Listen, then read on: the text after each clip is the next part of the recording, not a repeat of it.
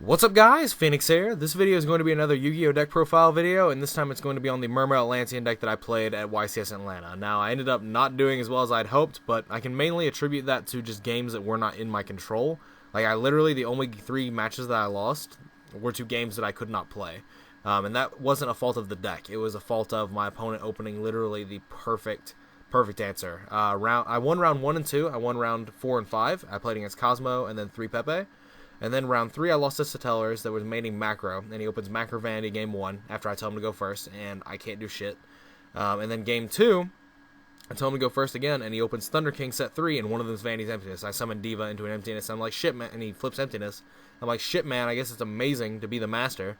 Keep opening like that, and you'll win this YCS. Like, I was very upset. But then I won round 4 and 5 against Pepe, OTK'd them through Maxis and stuff, which was something I was doing all day. And then I played against Pepe round 5, and I had a Maxi in my hand, and I played it, and he went into his turn 1 play, and he went Durandal, Droll, and Lock to leave me with no hand. And I'm like, shit, you're maining that. That is so savage. And then game 2, I don't have a Maxi, but he does the exact same thing after I tell him to go first. Like, he does the exact same fucking thing. He just ends with a Durandal and a Droll in his hand. And then, like, the very first thing I do is summon Netabus and use its effect. And I get Durandal rolled, and I just can't win.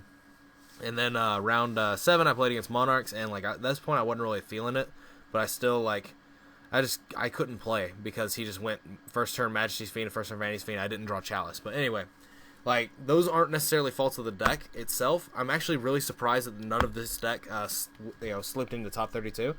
But I mean, hey, it just overall decreases the awareness of this deck, and then less people will be aware of it going into Vegas format, which I think this deck has a huge potential in this upcoming format. I think this deck might actually just be like one of these best. I feel like this deck was like the secret best deck of this format, as well as it's probably the secret best deck of this coming format as well, the February 8th adjusted list format, because like when this deck is operating at capacity, there's no deck in the format that does as much as this deck does in terms of like being able to clear boards, kill you, all of these things. Like when this deck is operating at capacity versus every other deck in the format operating at capacity, no deck comes close to this one. But anyway, enough babbling about.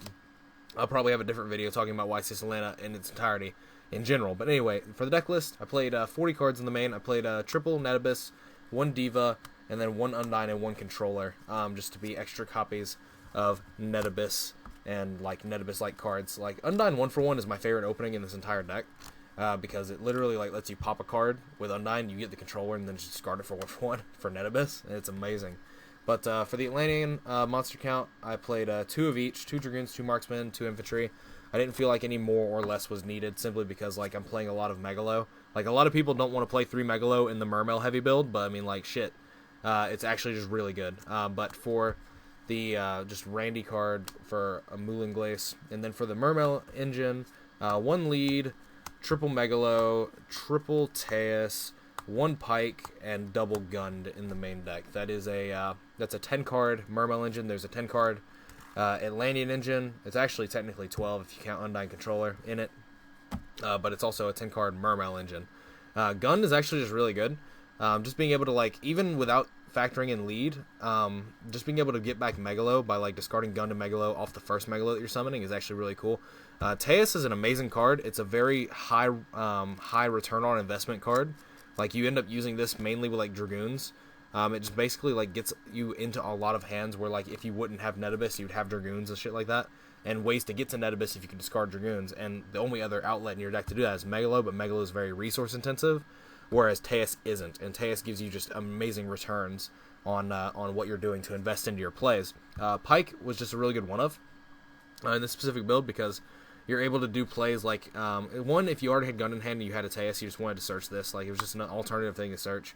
And also, it allows you to make rank 4s without using Instant Fusion if you're able to, like, Gun this back, extend your combo through searching, and then also, like, Netabus Tribute to get back Dragoons. Like, that lets you make a rank 4.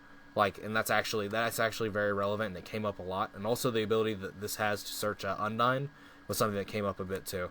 There were a couple of hands where, like, I had Teus Gunned and Pike and like a water, and like I was able to like, or Teus Gunned and Megalo and like a water to discard, and I was able to go Teus, discard the water, to get Teus out, and then Teus add this to hand, and then Megalo discard these two. The gun brought this back on the proper chain link in order to discard a water, get Undyne, normal summon Undyne, send Dragoons, get just another plus. Like, there was just a lot of different things that came up in these in those situations that allowed like the Pike to be really good. And also, like I said, making rank 4s without using instant fusion is something that it just allows, just being as a one of. And like, this deck doesn't have a lot of normal summons anyway, so like this is just justifiable, especially since it's so heavily accessible.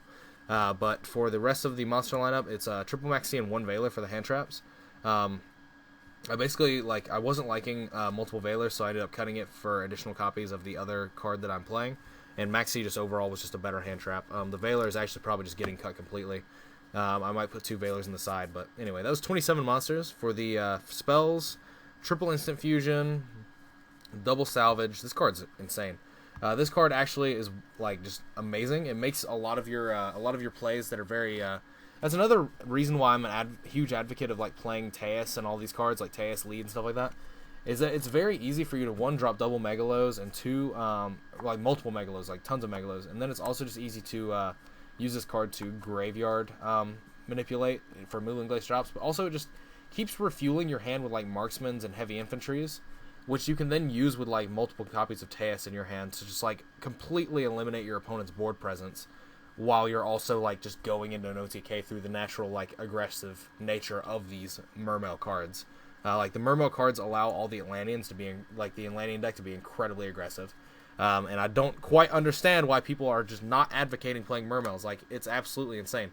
But anyway, the one card in my main deck to search off Megalo is Abyss Scale of the Mizuchi, just to give more damage. And then 1 for 1. Fun fact: this was actually a soul charge at the event. I had a little problem where we were running late to the event on Saturday, and so my friend decided to. He was just like, tell me your deck list, and I'll write it down for you. He was writing out my deck list in the car, and so I named out every card in my main deck side and extra deck to him, except for 1 spell card in my main deck, and I couldn't figure out what it was. He couldn't figure out what it was either. He couldn't just think about what it was, and so I was like, well, I did make some minor changes to the deck list on the fly. Like, I was maining Lind and Sphere. And I decided to just say screw it, and I cut those for Undyne Controller. There were a couple of small changes I made on the deck list, like on the fly, just based off pure theory that I've thought about, like I made changes. And so like in my head I was like, sure man, I guess I have an open spot. So I was like, sure, I guess I'll just play Soul Charge. So this was a Soul Charge, and then I didn't realize until I was resleeving my deck after I turned in my deck list, because there was no Soul Charge in my deck, and there was a 1 for 1, and I know for a fact that the 1 for 1 wasn't on the deck list. And I was just like, no, this is terrible. So like 1 for 1 wasn't in my deck list for Atlanta, but like it only came up once. There was only like 1 hand that I played, and it was actually against Monarchs, where like I had double Dragoon, I had Dragoons, double infantry, and a Soul Charge in my hand, and then one other card that was like irrelevant. I think it was either Moonglade Glaze or Abyss Scale. It was like a card that didn't matter until I got my engine going, and like it was a Soul Charge, and I was like, I just kept kicking myself in the ass because I kept thinking like, this card could have been 1 for 1, and I could be killing him right now, but I ended up just not and losing that game. But regardless, continuing on, triple Upstart Goblin in the main to make the consistency. And then the last 3 cards, the only cards that I could even consider traps, 3 Forbidden Chalice in the main. This was easily the best decision I made the entire weekend. This card is amazing. I love this card. It's a card that you can draw off Max C while and if they know game 2, especially game 2 and 3, it becomes more important. But it's a card you can draw off Max C that will let you out Infinity, out Rafflesia, out Nightmare, and out Abyss Dweller, most importantly. Lets you out the Majesty Fiend, Vanity's Fiend, lets you out all of these things. Like, it lets you out everything. Like, it lets you out everything. I cannot stress this enough. This card is amazing. This card is just insane, and if I could play more of this card, I would. Like, this card is so much better than Veiler in my eyes, and that's one of the reasons why Veiler is probably getting cut, but this is staying in. This is the best decision I made the entire weekend. I cannot stress that enough. I was taking Infinities with this. Like, I didn't have to worry about baiting out the Infinity with anything, because I could just make Big Eye straight, and I did that multiple times. Like, I went straight into a Big Eye and took an Infinity, like, without even trying to bait out his Infinity with anything, and he would just negate with Infinity. I'd be like, Chalice, that's mine now. People would make first turn dwellers against me, and I would just go Teus Dragoons or whatever I was doing, and I would just Chalice their Dweller, and then I'd pop it somewhere in the turn and OTK them, negating Nightmare, negating Rafflesia, all of these things. Even against Cosmos, this came up a bit, was specifically in situations where they had like Tin Can, and they had a Dark Destroyer. If they'd gotten the Destroyer off Tin Can, or they had Destroyer in hand in general, was if they had a pilot on the board, and they passed to you, if you summoned Netabyss, then they could just tag their pilot out into Dark Destroyer and pop your Netabyss, and depending on what your hand was, your plays would just die. But Forbidden Chalice solved that problem, whereas you could just Chalice their pilot, and it either forces them to tag out, or they can't tag out into Dark Destroyer for the rest of the turn, because this works like Valor, in that the ignition effect of the pilot on board, banishing itself as cost, does not matter. It's still an effect that activates and resolves on field, and if this resolves on the pilot if they don't chain its effect to banish itself, they cannot summon a big ship from their hand for the rest of the turn off of that pilot. And that actually was extremely relevant, because it forces them to make the Dark Destroyer immediately, and then at that point, you can just summon the Netabyss, and you can just do everything you were going to be doing anyway, and then you can just get over their Dark Destroyer with things like Dweller and a Megalo that's like at 3,700. But anyway, that was the main deck. The main deck has some minor changes I'm going to make to it for the new format, but ultimately, I was very happy with how it was performing. Like I said, the only games I lost were ones that I literally could not play. Like, it wasn't even a fact of, like, my deck bricked. It was, I could not play because my opponent had the perfect card. But anyway, for the extra deck, Gaios, Dracosac, Big Eye, Bahamut, Trite, these might be coming out. I never actually made them once, even against Cosmo, which is the matchup I play them for. 101 Silent Honor Arc, 1 Castel, 1 Nagasu Emerald, and 1 Abyss Dweller. I definitely want to play 2 of this. This is the card I made every single game without fail. This card enables your OTKs, and also just like makes it very easy for you to just get more Dragoon searches without actually it's the only card that lets you get a lot of Dragoon searches without like actually hindering your game plan. So that's neat. Synchros, Trishula, Odd Eyes, Meteor Burst Dragon, DeLorean, and Tatsunoko. These were the only ones that I actually saw fit in playing. Meteor Burst for OTKs, but I actually just like started figuring out that like all the hands that I can make Meteor Burst in, like I almost never actually summoned Meteor Burst when I was being max seed and had to go for game, because when I was doing that against Pepe, the thing about it was like I could make Meteor Burst, but then I just started figuring out that I could just put enough damage on board that even if they drew all 3 damage jugglers, it wouldn't matter. Like, that was something I did against Chris Poby Mensa, which was the guy I played round 2. For those of you that don't know him, he got 2nd place at the 150th YCS with Necros. About almost a year ago at this point, in May of 2015 was when the 150th was. But I played against him, and he max seeded me in game 2, and I just I made a board that was 21,000 damage. It was 2 Megalos, one had Mizuchi on it. Both Megalos could attack twice. There was a Dweller, a Randy Dragoons, and a Moulinglace on the board. And so that was 21,000 damage, but even if he had 3 damage jugglers in his hand, and damage jugglered the 237s from the Megalo and the 33 from the Moulinglace, it was still 10,300 damage with all the rest of the monsters. The 2,300 Dragoons, the 2,200 Dweller, and then the 229s from the 1 Megalo that could still attack. Like, it was actually just savage. I was just putting out so much lethal damage that it didn't actually matter if people had damage jugglers or not. I was literally structuring all my OTKs to make it to where I could play through 3 damage jugglers, so I never made Meteor Burst. But anyway, the last 2 cards in the extra deck are 2 copies of Norden, because Instant Fusion's broken. It gets you searches. Instant Fusion gives you a rank 4 and a search. Like, how good is that?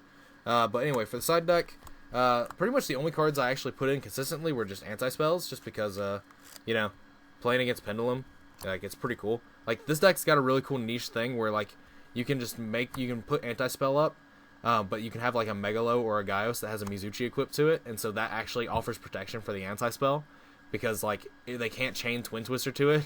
If they're going to chain anything to it, it has to be 2 cards, because the Mizuchi's going to automatically suck up whatever their card that they were chaining to out this is. Like, that's actually just really neat. A Lind and a Sphere just decide against Cosmo. Just one of each. Just that can't really handle floaters that well. And so, like, that just increased your engine. 2 Gamma Seal, the Sea Turtle Kaiju. I just put this in against Cosmo and like Monarchs. In hindsight, I don't think it's actually correct to side that against Monarchs, but I mean, like, I just put it in anyway. Double Twin Twister and 1 MST, just because I didn't have access to 3 Twin Twisters. I didn't have anyone that I could borrow one from, and like I didn't want to buy one, so I just put in a 3rd MST in the side deck, and I never put it in. And to be honest, like, I only put Twin Twister in like 2 games. Like, the rest of this deck is very efficient at just handling cards. Like, it's actually just insane. Like this deck, I'd never really put any of these side deck cards in. It's insane. But Raigeki for Monarchs, and like I put it in against Pepe to out like Debate Infinities and to out boards of like Nightmare Rafflesia. Boards where like one Chalice wouldn't necessarily cut it. But then 2 Imperial Iron Wall and 1 Vanity's Emptiness are the last cards in the side deck. I honestly wish I'd sided Mask of Restrict instead of the Gamma Seals. But I mean, it's whatever at this point. The deck still functioned as well as I wanted it to. I still plan on probably playing this deck for Vegas. I'm pretty much committed to going at this point to YCS Vegas. That is, it'll be the first event that I've ever flown to, and I'm actually just really excited. I'm actually just really excited for it all around. But anyway, that is all for this deck profile. So as always, guys, thanks for watching. Like, comment, subscribe to all the nonsense you usually do. Let me know what you guys think about this deck profile in the comments down below. What you think about this deck, what you think about Mermails in general. If you think this deck is good or even better than it was before because of the adjusted list. All of these things, like any opinions, anything you might consider changing about the deck, anything like that, any input you have, just leave it in the comments down below, and let's all just discuss it together. Click on that if you have not. I'd greatly appreciate it. It helps me make money, and there's no reason to lie to you guys about that. If you have an ad block enabled, please disable it and click some ads and put it back on when you're done. It takes seconds out of your day. It takes no money out of your pocket, and it helps me out so much, and it would be greatly appreciated if that is something you can take the time out of your day to do to help support my channel, my content, and myself in general. Like, it really helps. I cannot stress that any more than I already am. But anyway, that is all for this video. I'll probably be doing some other videos talking about the YCS Atlanta, like Aftermath and stuff like that, and maybe more things about the adjusted ban list, like just transitioning into our new meta format, essentially. But other than that, that is it for this video, and as always, guys, take care.